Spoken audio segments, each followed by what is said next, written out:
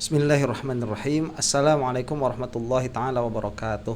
Alhamdulillahi rabbil alamin. Wa sallallahu ala sayyidina Muhammadin wa ala alihi wa sahbihi wasallam. Amma ba'du.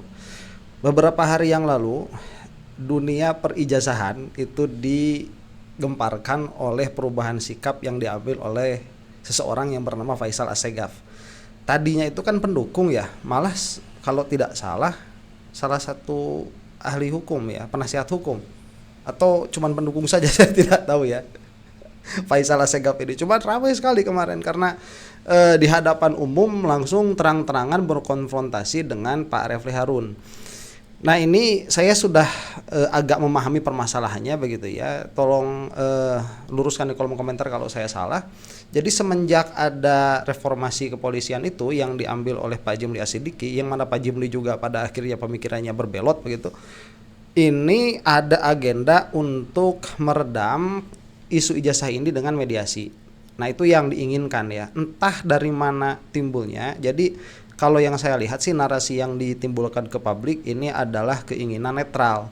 Jadi bukan dari kubu Roy Suryo, bukan pula dari kubunya Termul Jokowi, tetapi ini adalah keinginan orang-orang yang netral. Nah, seperti itu yang ditimbulkan narasinya sehingga mereka datang sebagai pahlawan untuk mengadakan islah di antara kedua kelompok ini.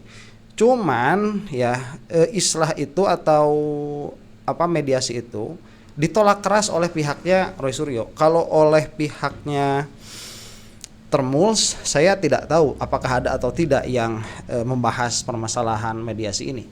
Nah, salah satu pemicunya itu saat ada hearing ya pendengaran pendapat begitu yang dilakukan oleh tim reformasi kepolisian, yang mana kita ingat saat itu Roy Suryo dan kawan-kawan tidak diperkenankan untuk berbicara di dalam forum itu. Jadi kalau mau tetap diam di forum itu maka silahkan diam di situ, tetapi tidak diberi hak untuk berbicara. Dan kalau misalkan mau berbicara ya nggak dikasih hak begitu, keluar saja.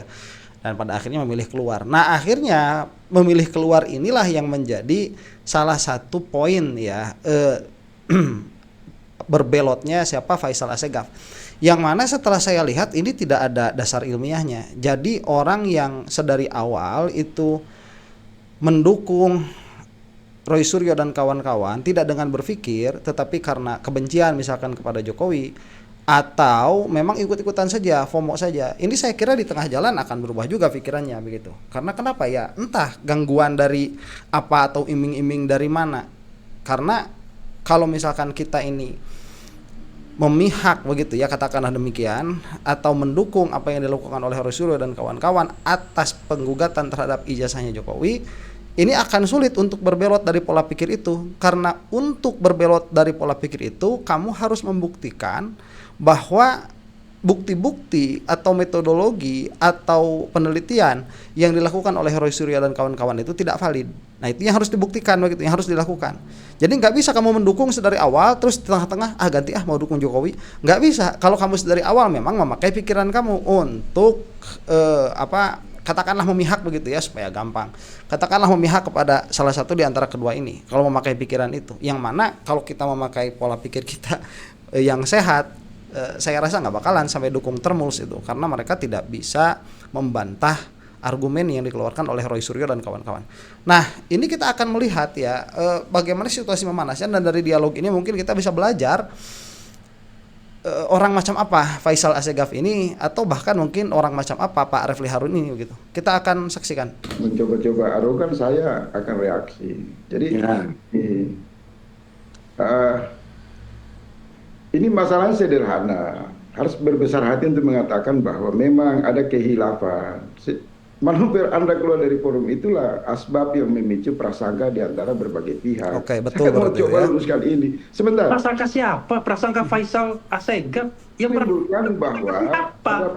Kan Anda yang meres itu.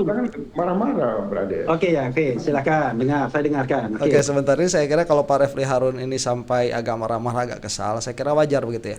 Karena di sini kan yang menusuk dari belakang itu nih Pak Faisal Assegaf yang berubah langsung drastis. Jadi nggak ada angin, nggak ada hujan, dalam hanya waktu satu malam mungkin ini ya sikapnya langsung berubah drastis. Ya itu nggak kesal bagaimana gitu.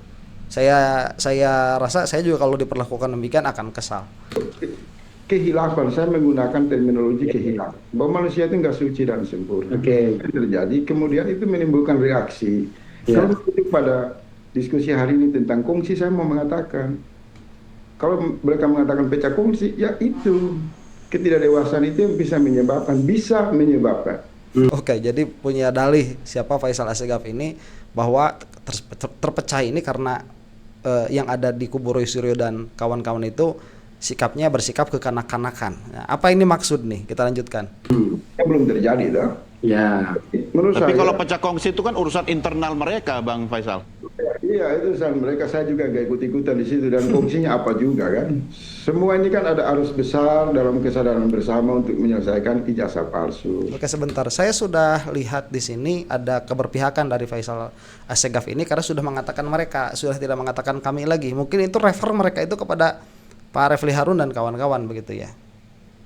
Boleh kan saya sarankan, kalaupun tidak diterima juga tidak apa-apa. Mediasi di luar pengadilan itu perlu. Nah. Supaya apa? Saling mengkonsolidasikan kekuatan, maju bergerak memenangkan apa yang kita mau. Aduh. Harus ada sifat elegan seperti itu. Artinya Bang Faisal, ketika Anda menyarankan sesuatu dan saran itu tidak diikuti, Anda juga nggak boleh baper kan? Saya nggak baperan. Saya bilang tiap hari mereka berantem di TV kan, dimediasi oleh media massa. Oke. Tim Jokowi dan tim anti Jokowi. Peristiwa itu sudah terjadi. Nah, ini pola pikirnya sudah pola pikir termul anti Jokowi dengan timnya Jokowi. Nah, itu narasi yang tidak baik disebutkan oleh seseorang yang mengatakan tadi bahwa kita itu harus bijak, kita itu harus elegan. Masa berkata elegan tetapi mengatakan bahwa ada kubu Jokowi, ada kubu anti Jokowi? Ya, tidak seperti itu. Ini ada kubu yang melakukan metodologi ilmiah di dalam menetapkan atau mengambil kesimpulan bahwa ijazah Jokowi itu palsu.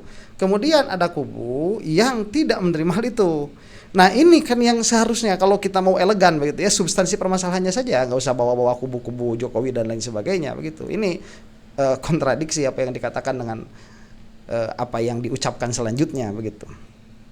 Hanya saja memang kawan-kawan ini paling tidak suka dengan kata musyawarah, kata mediasi, kata dialog. Kawan-kawan ya, bukan Bung Refli. Artinya apa? Karena ada terbakar emosi yang luar biasa. Yang terus-menerus dalam algoritma politik dengan keyakinan yang tadi saya bilang itu. Yang saya dengar, Pak Refli klarifikasi dulu. Apa benar Pak? Mbak Tifa itu dapat ilham. Sebentar sebelum ke situ ya. Nih. Jadi ini sudah pola pikir termul ya. Poinnya itu bahwa ini sudah ada polarisasi, kemudian ini adalah politik. Saya tidak menafikan bahwa di sini politik berperan, tetapi itu bukan satu-satunya. Dan kalau Anda mau elegan begitu, jangan dulu mempermasalahkan hal itu. Karena tatkala Anda masuk ke dalam permasalahan politik, Anda terbawa oleh narasinya Jokowi. Jokowi itu yang bilang dari awal bahwa ini di belakangnya ada bohir, ada yang memberikan energi, ada yang memberikan bahan bakar begitu. Itu yang harus kita lihat. Jadi saya tidak bisa mengatakan bahwa Faisal Assegaf di sini betul-betul netral dan menginginkan kebaikan bagi kedua belah pihak begitu. Karena sudut pandang yang dipakai hanya satu sudut pandang.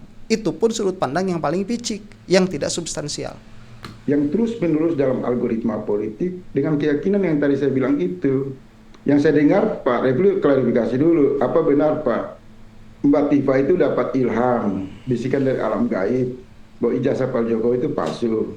Kalau itu dijadikan alasan, itu sangat menakutkan bagi saya. Karena yang namanya asli atau palsu itu pertentangan ilmiah saja dokumen. Yang kedua, sebentar ya.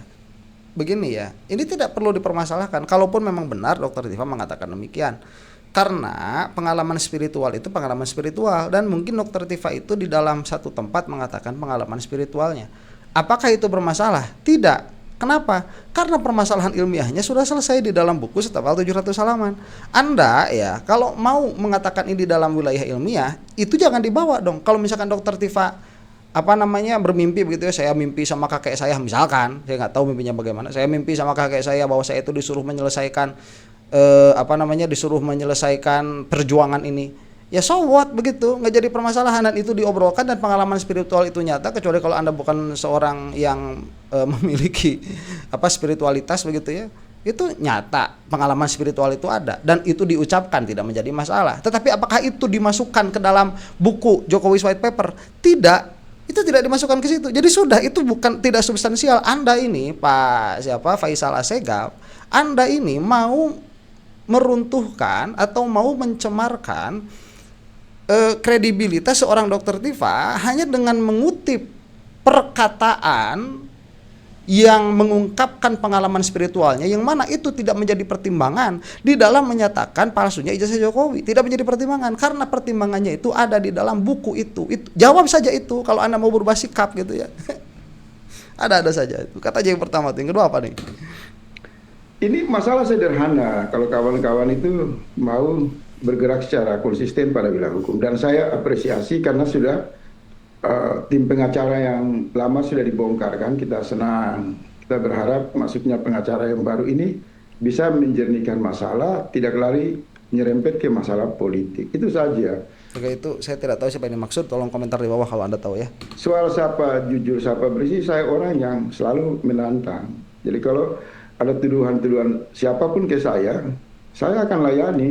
Ya. Nah, saya punya tuduhan nih sama Faisal Assegaf kalau memang mau melayani ya. Anda tidak adil di dalam melihat suatu permasalahan ilmiah. Permasalahan ilmiah itu dia di-counter dengan permasalahan ilmiah yang lain, dengan argumen ilmiah yang lain. Jangan permasalahan ilmiah ini dia di-counter dengan pernyataan orang yang melaksanakan penelitian itu dengan perkataan spiritual, pengalaman spiritualnya. Enggak seperti itu. Itu tidak etis, tidak etis. Itu dua perkara yang berbeda. Ini tuduhan saya kepada Faisal Assegaf. Dia berusaha untuk meruntuhkan tim Roy Suryo dan kawan-kawan dengan tidak membahas perkara substansinya, yaitu hanya dengan memberikan narasi seolah-olah ingin kita berpikir bahwa Dr. Tifa itu seorang cenayang begitu ya, seorang dukun. Itu jadi tidak rasional, padahal pertimbangan-pertimbangan yang dipakai untuk menyatakan bahwa ijazah Jokowi palsu itu tidak ada urusan spiritual sama sekali begitu di dalam buku yang sudah dicetak itu. Bang Faisal, soal alam gaib tadi kan harusnya dijawab sendiri sama Dr. Tifa kan, tapi Anda bertanya kepada Bang Refli. Ya silakan aja mereka. Karena itu diksi yang menurut saya sangat tidak bagus. Itu bisa menggugurkan keyakinan publik. Enggak, kalau saya enggak gugur, biasa saja begitu, karena itu tidak dimasukkan ke dalam buku ilmiah, itu enggak dimasukkan itu. Oke. Persoalan ditarik-tarik, persoalan dukun, persoalan alam gaib, mimpi ketemu siapa, harus ketemu presiden karena bimbingan mimpi, alam gaib. Itu kan saya mulai merenung.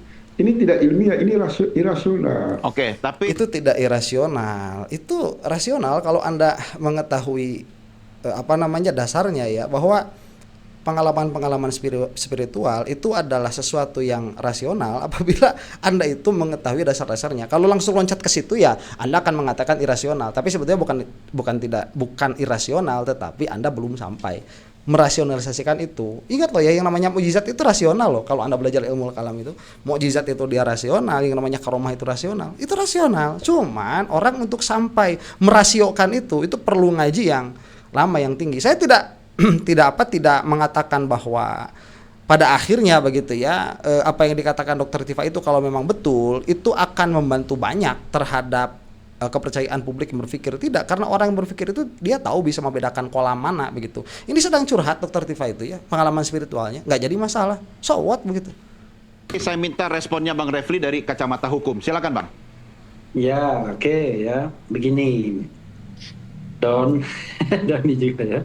Jadi ini kan saya tidak tahu ada kata-kata seperti itu, tapi yang paling objektif dari itu adalah baca saja yang namanya JWP, Jokowi's White Paper. Itu buku dengan 700 halaman dan itu bisa menggambarkan secara ilmiah mengenai soal ijazah itu. Ya, dan tidak ada masalah mimpi di situ sama sekali. Jadi kalau Faisal Assegaf ini mau tiba-tiba berubah haluan, tiba-tiba mau mengatakan bahwa ini jadi susah dipercaya, jadi sulit dipercaya, tinggal bantah saja 700 halaman itu. Ya, selesai sebetulnya perkara. Kalau kita misalnya baca apa yang dilakukan oleh paling banyak halamannya Richmond misalnya, dia kan betul-betul dia menguliti satu-satu huruf untuk mengatakan bahwa ini tidak original. Jadi sangat ilmiah sekali. Betul. Demikian juga Rosario dengan forensiknya. Nah, Dr. Tifa dengan neuropolitikanya dia menilai watak itu berdasarkan ekspresi, kemudian dikaitkan dengan perilaku dan otak dan lain sebagainya yang merupakan ilmu baru, neuroscience dan politika yang digabung jadi satu. Nah, Oke, itu kalau neuroscience dan politik saya tidak tahu. Cuman kalau neuroscience dan apa itu psikologi ya, bukan psikologi, dengan apa itu? Dengan tingkah laku perilaku manusia itu apa? Dengan etika kalau tidak salah itu ya.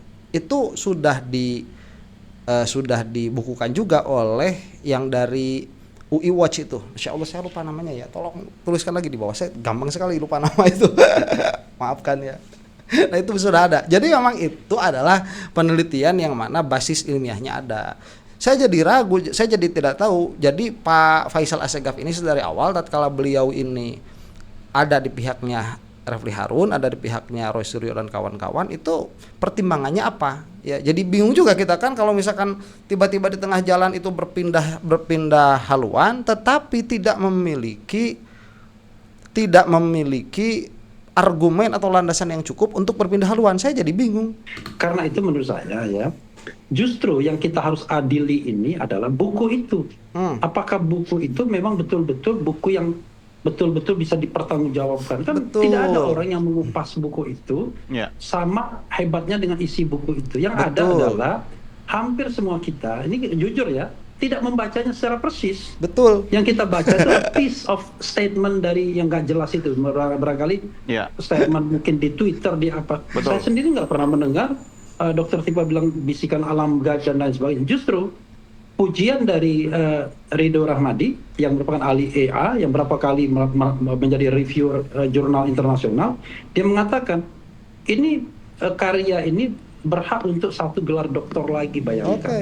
Nah, itu on point yang dikatakan oleh Pak Refli Harun. Itu kan saya belum mendengar pernyataannya Pak Refli Harun, tapi kan kesimpulannya sama pada akhirnya. Jadi hukumi saja buku ini, dan tadi dikatakan jujur tidak ada di antara kita itu yang membaca persis itu page by page begitu ya, halaman per halaman kemudian kita perhatikan, nggak ada. Kenapa? Ribet ya, ribet. Kita baca aja ini, aduh ini perlu ekspertis. Makanya orang seperti Pak Ridho Ramdhani tadi, beliau yang memang sudah terbiasa itu makanan sehari-hari beliau, mengatakan, "Wow, ini sudah skala internasional." Dan beliau itu tidak akan mengatakan seperti itu karena di belakangnya banyak kolega begitu ya, tidak akan mengatakan seperti itu tanpa landasan yang kuat. Karena kalau misalkan beliau tiba-tiba mengatakan ini adalah karya ilmiah yang baik, yang bagus, malah bertaraf internasional, tetapi ternyata itu adalah sampah, karya yang sampah, itu akan ditertawakan oleh kolega-koleganya itu.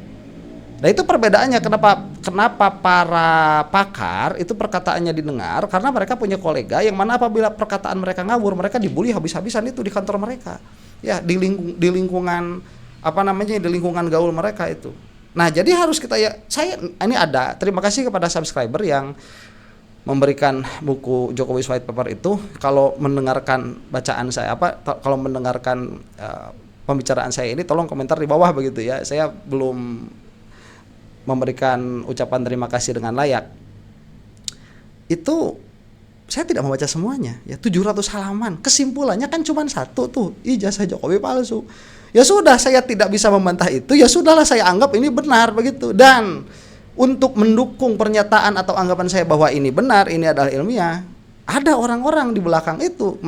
Sebelum Pak Ridho itu ada yang dari Amerika tuh, ahli digital forensik kalau tidak salah, yang mengatakan bahwa metodologi yang dipakai oleh Roy Suryo dan kawan-kawan itu valid ya, bukan hanya keinginan pribadi saja begitu. Saking dia menghargai, dan cobalah buka lembar-lembar Jokowi White Paper itu, baik bagian Rismon maupun bagian Dr. Tipa Roy Suryo, kita akan menemukan sebuah tulisan yang dengan referensi, bukan hanya sekedar pamflet atau misalnya sekelas artikel di media massa. Betul. Kan tidak begitu. Apalagi cuma tulisan di Twitter atau Facebook.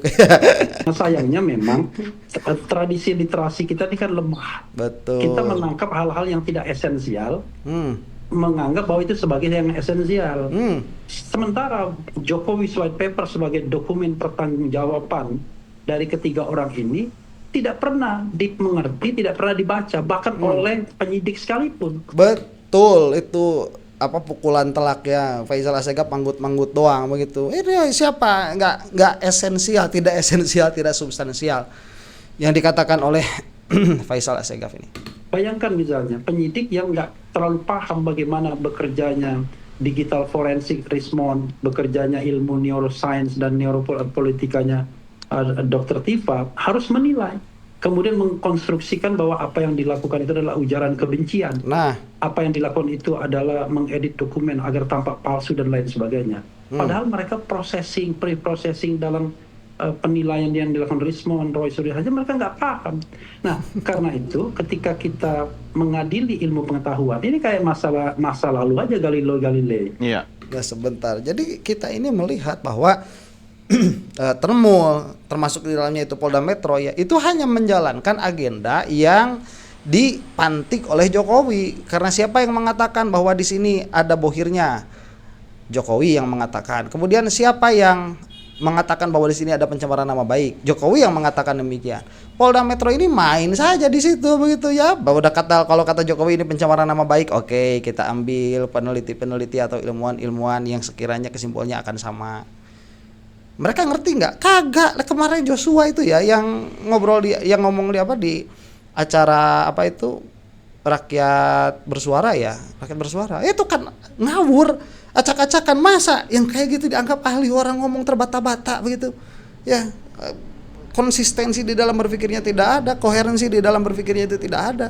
Terus bagaimana kita mau percaya bahwa dia itu ahli yang memahami ya, untuk mengatakan satu permasalahan yang simpel saja bahwa ini adalah yang di-scan oleh Sandi atau ini adalah scan baru yang dibawa oleh Azwan, dia nggak bisa lah. Terus kita mau tidak percaya begitu bahwa Polda Metro ini pada akhirnya hanya menjalankan agendanya Jokowi. Sebab bagaimana Otoritas agama menilai sesuatu yang merupakan perkembangan ilmu pengetahuan. Jadi kalau kita mau menjadi bangsa yang beradab, civilized ya, saya termasuk orang yang paling tidak suka pendekatan itu pidana dan lain sebagainya.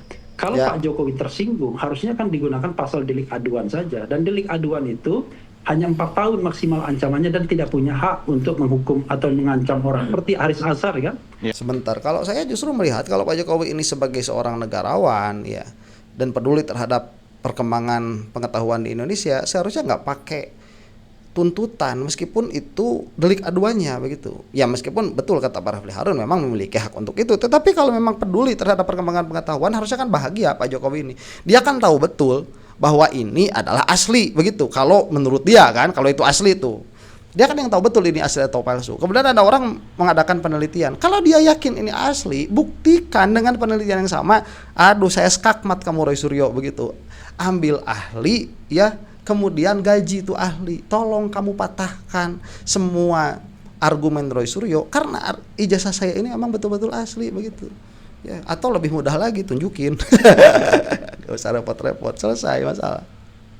Misalnya, jadi itu kan gentle, betul-betul berhadapan antara Luhut dengan Haris Azhar, dan Haris Azhar karena dia tidak ditahan dia bisa defense dan kemudian memenangkan kasus itu.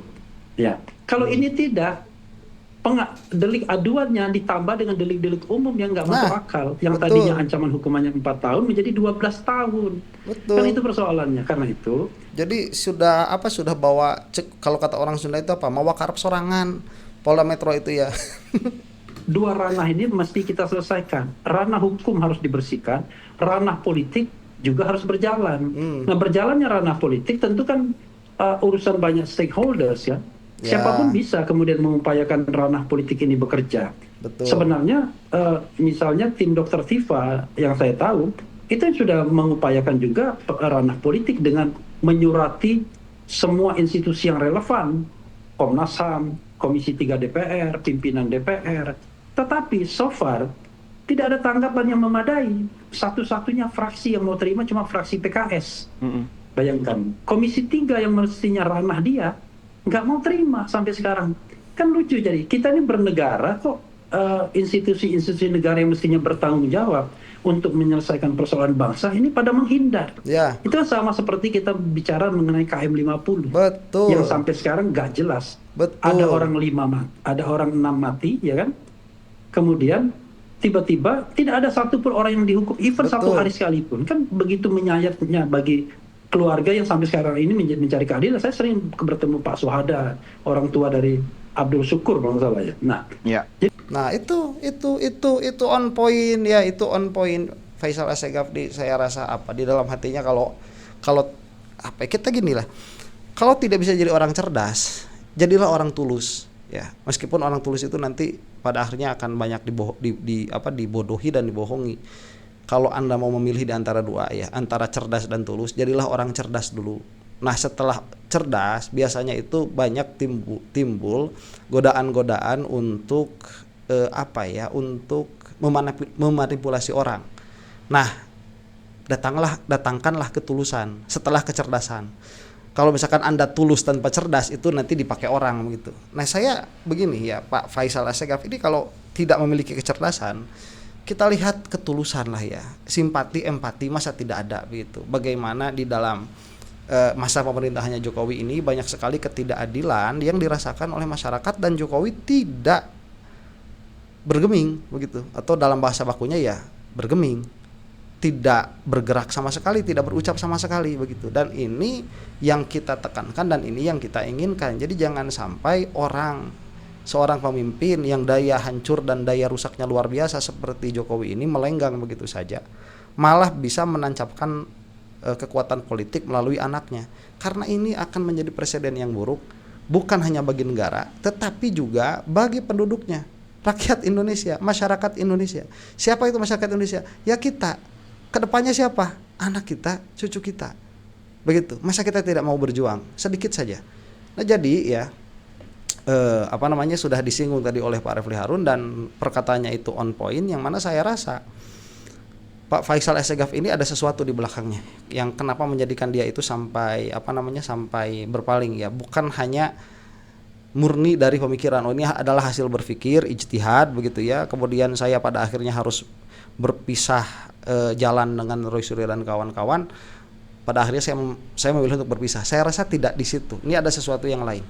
Kenapa? Karena kalau memang ini hasil berpikir, seharusnya Faisal Assegaf ini memiliki argumen yang lebih kuat daripada mengatakan Dr. Tifa itu ada bisikan gaib, yang mana itu pun belum tentu benar adanya. Kalaupun itu benar adanya, itu bukanlah sebuah argumen begitu. Ini disayangkan ya. Jadi pesan saya kepada Pak Faisal Assegaf, berpikir lagi yang benar begitu ya. Dan bersikaplah yang betul. Demikian, mudah-mudahan kita semua ada dalam magfirahnya Allah Subhanahu wa taala. Wallahu taala a'lam bissawab. Assalamualaikum warahmatullahi taala wabarakatuh.